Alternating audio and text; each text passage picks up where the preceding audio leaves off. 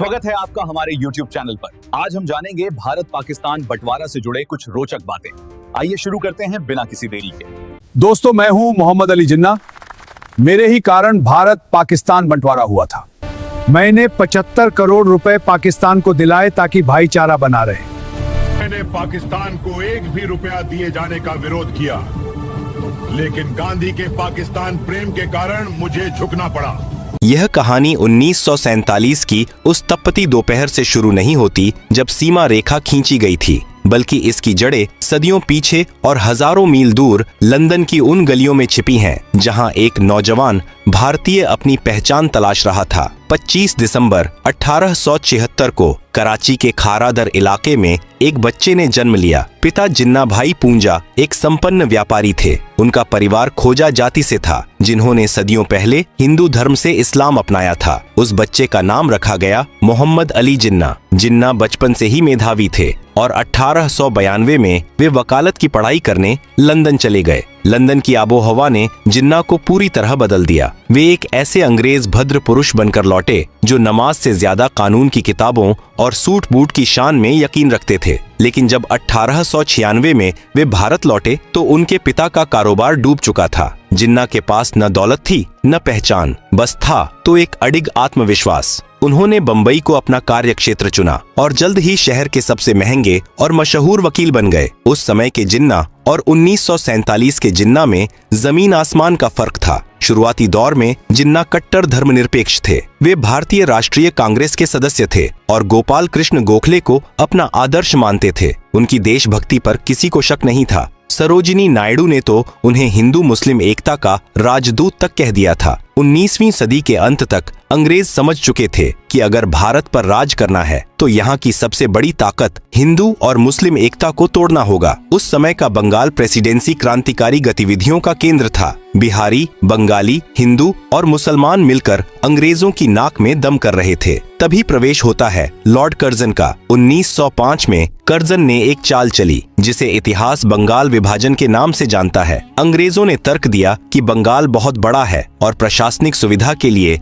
इसे 2 भागों में बांटना जरूरी है, लेकिन असलियत कुछ और थी। उन्होंने बंगाल को इस तरह बांटा कि एक हिस्सा मुस्लिम बहुल और दूसरा हिंदू बहुल। अंग्रेजों ने मुस्लिमों को यह सपना दिखाना शुरू किया कि इस नए प्रांत में उनकी अपनी सत्ता होगी। यह भारत की अखंडता पर पहला कुल्हाड़ी का प्रहार था। बंगाल विभाजन ने नफरत की वह चिंगारी लगा दी थी जिसे हवा देने के लिए अंग्रेजों ने 1906 में ढाका के नवाबों और मुस्लिम कुलीनों को उकसाया। 30 दिसंबर 1906 को ढाका में एक सभा हुई जहां अखिल भारतीय मुस्लिम लीग का जन्म हुआ। इसका मुख्य उद्देश्य मुस्लिमों के राजनीतिक अधिकारों की रक्षा करना बताया गया, लेकिन पर्दे के पीछे ब्रिटिश हुकूमत इस नई पार्टी को कांग्रेस के खिलाफ एक सुरक्षा कवच की तरह इस्तेमाल करना चाहती थी। दिलचस्प बात यह है कि उस समय जिन्ना मुस्लिम लीग के सख्त खिलाफ थे। उन्होंने लीग की सांप्रदायिक राजनीति की आलोचना की और कांग्रेस के मंच से एक राष्ट्र की बात की। इतिहास सिर्फ तारीखों का खेल नहीं है, यह इंसानी अहंकार की भी कहानी है।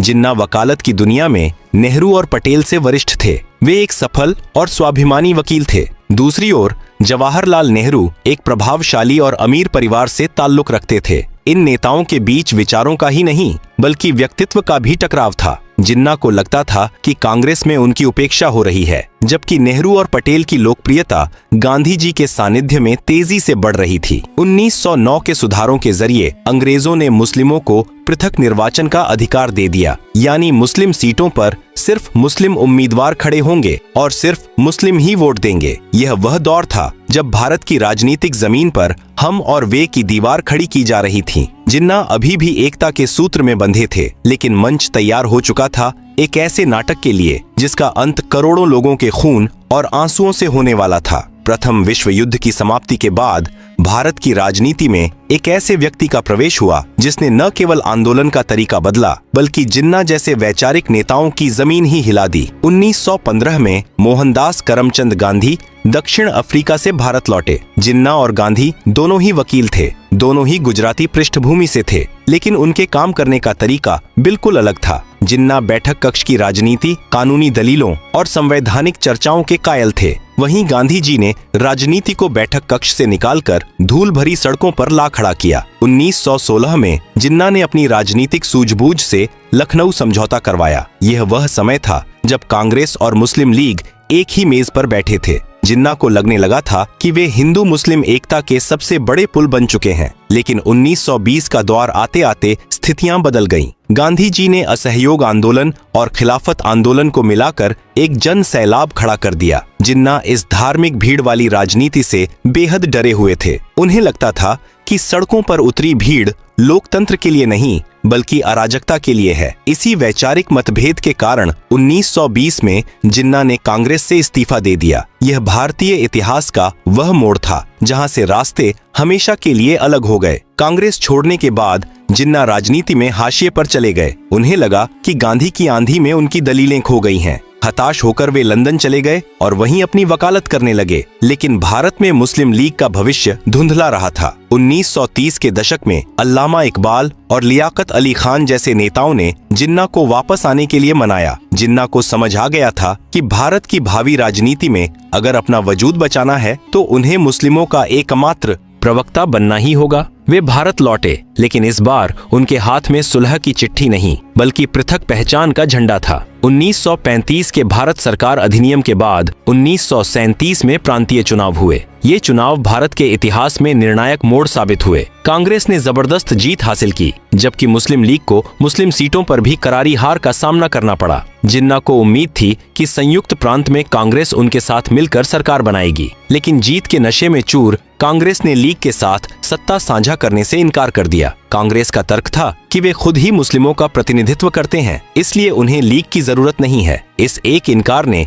जिन्ना के मन में यह डर बैठा दिया कि आजाद भारत का मतलब हिंदू राज होगा, जहां मुस्लिमों की कोई सुनवाई नहीं होगी। 1937 की हार और कांग्रेस के व्यवहार ने जिन्ना को पूरी तरह बदल दिया। जो जिन्ना कभी शेरवानी पहनने से कतराते थे, अब वे कायदे आजम के रूप में उभरने लगे। उन्होंने एक खतरनाक विचारधारा तैयार करना शुरू किया। हिंदू और मुस्लिम केवल दो धर्म नहीं बल्कि दो अलग अलग सभ्यताएं हैं जो कभी एक साथ नहीं रह सकती। मार्च 1940 में मुस्लिम लीग के लाहौर अधिवेशन में पाकिस्तान प्रस्ताव पारित किया गया। जिन्ना ने अब स्पष्ट रूप से एक अलग देश की मांग रख दी थी। इसी दौरान सावरकर की हिंदू राष्ट्र की अवधारणा और अन्य संगठनों का उदय भी हो रहा था, जिसने जिन्ना के दावों को और खाद पानी दिया। अब लड़ाई केवल अंग्रेजों से आजादी की नहीं थी, बल्कि इस बात की थी कि उस आजादी का मालिकाना हक किसके पास होगा। सत्ता की यह भूख और सुरक्षा का यह डर अब एक ऐसी आग में तब्दील होने वाला था जिसकी लपटों में पूरा उपमहाद्वीप झुलसने वाला था। द्वितीय विश्व युद्ध के बाद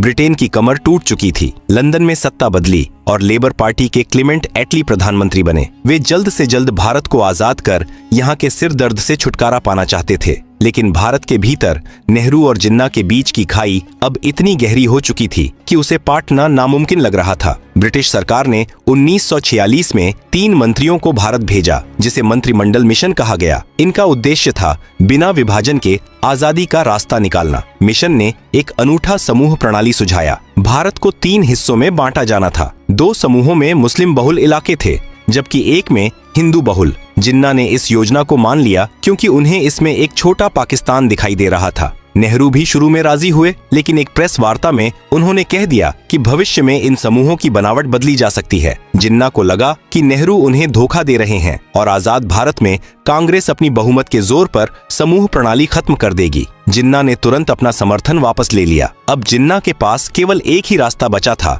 शक्ति का प्रदर्शन। 16 अगस्त 1946 यह भारतीय इतिहास का सबसे काला दिन था। जिन्ना ने प्रत्यक्ष कार्यवाही दिवस का आह्वान किया। उनका संदेश साफ था, अगर संवैधानिक तरीके से पाकिस्तान नहीं मिला तो हम इसे लड़कर लेंगे। बंगाल में उस समय मुस्लिम लीग की सरकार थी और हुसैन शहीद सोहरावर्दी मुख्यमंत्री थे। उस दिन पुलिस को छुट्टी पर भेज दिया गया और दंगाइयों को खुली छूट दी गई। कोलकाता की सड़कों पर वह हुआ जिसे सोचकर आज भी रूह कांप जाती है। अगले 72 घंटों में 5000 से ज्यादा लोग मारे गए। यह हिंसा नोआखाली और फिर पूरे बिहार और पंजाब में फैल गई। लाशों से लदी ट्रेनें और जलते हुए गांव इस बात की गवाही दे रहे थे कि अब साथ रहना संभव नहीं है। दंगों के बीच अंग्रेजों ने एक अंतरिम सरकार बनाई, जिसमें नेहरू प्रधानमंत्री और लियाकत अली खान वित्त मंत्री बने। यह सरकार नहीं बल्कि एक युद्ध क्षेत्र था। लियाकत अली खान ने वित्त मंत्री के रूप में नेहरू के हर फैसले में अड़ंगा लगाना शुरू किया। वे फाइलों को रोक देते थे और कांग्रेस के मंत्रियों को सहायक तक भर्ती करने के लिए लीग की अनुमति लेनी पड़ती थी। सरदार पटेल जो अब तक विभाजन के सख्त खिलाफ थे, इस प्रशासनिक घुटन और सड़कों पर हो रहे नरसंहार से टूट गए। उन्होंने महसूस किया कि अगर हमने आज विभाजन स्वीकार नहीं किया तो पूरा भारत छोटे छोटे टुकड़ों में बंट जाएगा और हर दफ्तर में गृह युद्ध होगा। इतिहास अक्सर पूछता है कि गांधी, नेहरू और पटेल ने विभाजन क्यों माना। सच यह है कि 1946 के दंगों ने उन्हें यह एहसास करा दिया था कि जिन्ना अब पीछे नहीं हटेंगे। पटेल ने कहा था, अगर एक अंग में सड़न हो जाए तो पूरे शरीर को बचाने के लिए उस अंग को काटना ही पड़ता है। गांधी जी शुरू में इसके खिलाफ थे। उन्होंने कहा था कि विभाजन मेरी लाश पर होगा, लेकिन अंततः उन्हें भी अपने शिष्यों की विवशता और देश को जलते देख मौन स्वीकृति देनी पड़ी। अब तक यह तय हो चुका था कि भारत बंटेगा। सवाल बस यह था कि लकीर कहां खींची जाएगी और वह लकीर कितनी गहरी होगी। मार्च 1947 में भारत के अंतिम वायसराय बनकर लॉर्ड माउंटबेटन दिल्ली पहुंचे। वे अपने साथ एक बहुत ही कठिन कार्य लेकर आए थे, ब्रिटिश शासन का अंत और सत्ता का हस्तांतरण। माउंटबेटन ने आते ही समझ लिया कि देश की नसों में सांप्रदायिकता का जहर इतनी तेजी से फैल रहा है कि अगर जल्द ही उपचार नहीं किया गया तो पूरा भारत एक लावारिस लाश बन जाएगा। मूल रूप से अंग्रेजों ने भारत छोड़ने की तारीख जून 1948 तय की थी, लेकिन माउंटबेटन ने इसे 10 महीने पहले खिसकाकर 15 अगस्त 1947 कर दिया। माउंटबेटन को डर था कि अगर वे रुके तो दंगों की आग ब्रिटिश सैनिकों को भी अपनी चपेट में ले लेगी। तभी प्रवेश होता है सिरिल रेडक्लिफ की, जो एक ब्रिटिश वकील थे और जिन्हें इससे पहले कभी भारत आने का अनुभव नहीं था। उन्हें केवल 5 हफ्ते का समय दिया गया ताकि वे दुनिया के सबसे जटिल भूगोल पर एक लकीर खींच सकें। रेडक्लिफ ने बंद कमरों में पुराने नक्शों और जनगणना के आंकड़ों के आधार पर कलम चलाई। उन्होंने यह भी नहीं देखा कि उनकी खींची लकीर किसी का आंगन 2 हिस्सों में बांट रही है या किसी के खेत को दूसरे देश में डाल रही है। पंजाब और बंगाल, जो कभी भारत के फेफड़े थे, उन्हें बेरहमी से चीर दिया गया। विभाजन केवल जमीन का नहीं था, वह भावनाओं,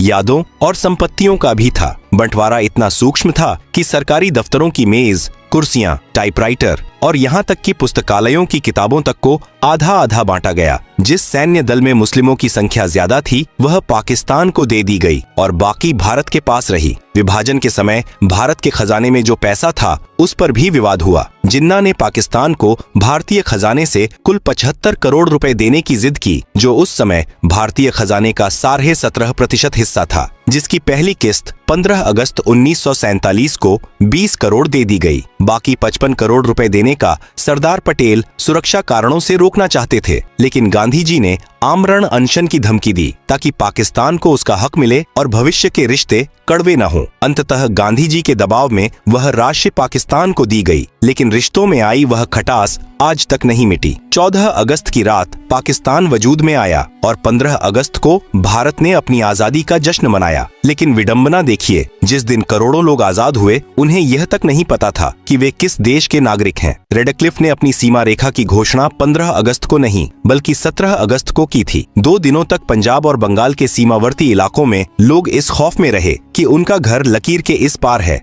या उस पार। जब लकीर खींची तो वह किसी घाव की तरह थी। रातों रात दोस्त दुश्मन बन गए। जो पड़ोसी कल तक एक दूसरे के सुख दुख के साथी थे, वे अब एक दूसरे के खून के प्यासे हो गए। विभाजन के बाद जो मंजर देखा गया वह मानवीय इतिहास की सबसे बड़ी त्रासदी थी। लगभग 1.5 करोड़ लोगों को अपना घर, अपनी जड़ें और अपनी पहचान छोड़कर भागना पड़ा। सड़कों पर मीलों लंबी कतारें थीं, हाथों में थोड़ा सा सामान और आंखों में अनजाना डर। सबसे खौफनाक मंजर था उन शरणार्थी ट्रेनों का। ट्रेनें जब स्टेशन पर रुकती थीं तो वे यात्रियों से नहीं बल्कि लाशों से भरी होती थीं। डिब्बों पर खून से लिखा होता था, पाकिस्तान भारत को तोहफा। महिलाओं के साथ जो बर्बरता हुई वह शब्दों में बयान करना असंभव है। लगभग 10 से 20 लाख लोग इस नफरत की भेंट चढ़ गए। किसी ने अपना बेटा खोया, किसी ने माँ, तो किसी ने अपनी पूरी विरासत। जिन्ना ने वह पाकिस्तान तो पा लिया जिसके लिए उन्होंने अपनी पूरी राजनीतिक पूंजी लगा दी थी, लेकिन नियति ने उनके पास समय नहीं छोड़ा। जिन्ना को लंबे समय से राजयक्ष्मा थी जिसे उन्होंने छिपा कर रखा था। उन्हें डर था कि अगर कांग्रेस या अंग्रेजों को उनकी बीमारी का पता चल गया तो वे पाकिस्तान बनने का इंतजार करेंगे और उनकी मृत्यु के बाद योजना ठंडे बस्ते में चली जाएगी। विभाजन के महज 1 साल बाद 11 सितंबर 1948 को जिन्ना की मृत्यु हो गई। जिस देश को उन्होंने 2 राष्ट्रों के सिद्धांत पर बनाया था वह उनके जाने के बाद ही अस्त अस्थिरता